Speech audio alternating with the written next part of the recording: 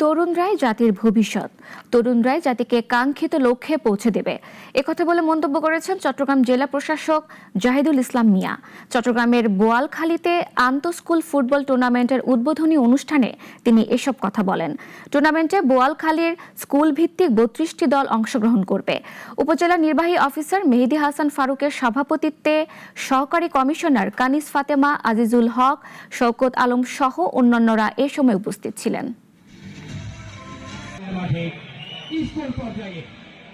আমাদের তরুণরাই হচ্ছে আমাদের এই জাতির ভবিষ্যৎ এবং এই তরুণরাই আমাদের জাতিকে কাঙ্ক্ষিত লক্ষ্যে পৌঁছে নিবে। এই খেলা আমাদের এই ফুটবল, বিশেষ করে এই ফুটবল খেলা আসলে আমাদের জীবনের মতোই। আমাদের জীবনে যেরকম উত্থান পতনের সময় আমরা একে অপরের হাত ধরে এগিয়ে যেতে চাই, ফুটবল মাঠেও ঠিক তেমনি।